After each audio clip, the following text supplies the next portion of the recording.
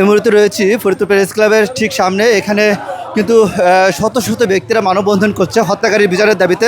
এখানে কিন্তু একটি হত্যাকারী বিচারের দাবিতে কিন্তু মানববন্ধন হচ্ছে এবং মানববন্ধন শেষে কিন্তু স্মারকলিপি দেওয়ার জন্য ফরিদপুর যে জেলা প্রশাসনের কার্যালয় রয়েছে সেই কার্যালয়ের দিকে যাচ্ছে মানববন্ধনকারীরা।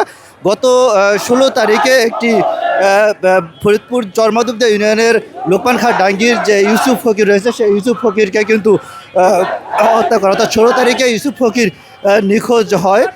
তার ঠিক 2 দিন পরে কিন্তু তার বাড়ির সামনে পাট খেতে কিন্তু তার লাশ পাওয়া যায় এবং এই লাশ পাওয়াকে কেন্দ্র করে কিন্তু ফরিদপুরে ব্যাপক চাঞ্চল্য সৃষ্টি হয়েছে।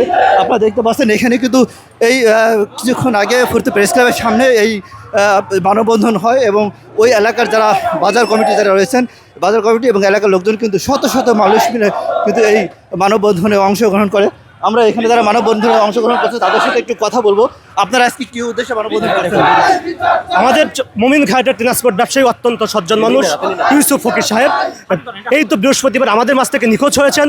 আমরা জিডি করেছিলাম, কোনো সুরাহা না পেয়ে আমরা 2 দিন বিভিন্ন জায়গায় খোঁজাখুঁজি করে আমাদের ইউসুফ ফকিরের বাড়ির সামনে পাট খেতে লাশ দেখতে পাই। লাশে বিভিন্ন ধরনের আঘাতের চিহ্ন পেয়েছি, কিন্তু প্রশাসন এখনও আসামিগুলো ধরতে পারছে না। আমরা চাই যে কোনো মূল্যে যে কোনো মুহূর্তে ইউসুফ ফকিরের বিচার করা হোক।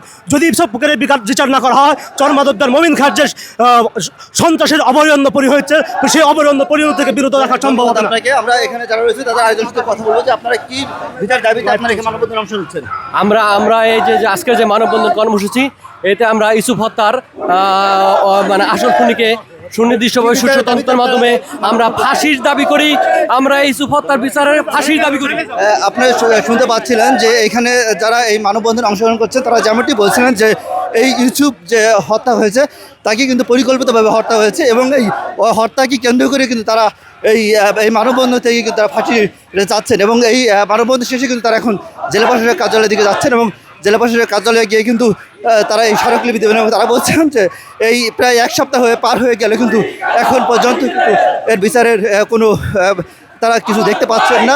বিশেষ করে কোনো আসামিকে কিন্তু এখন গ্রেপ্তার করা হয়নি। এই ছিল আমার কাছে এই মানববন্ধন থেকে সর্বশেষ। আনিসুর রহমান, দেশ টিভি, ফরিদপুর।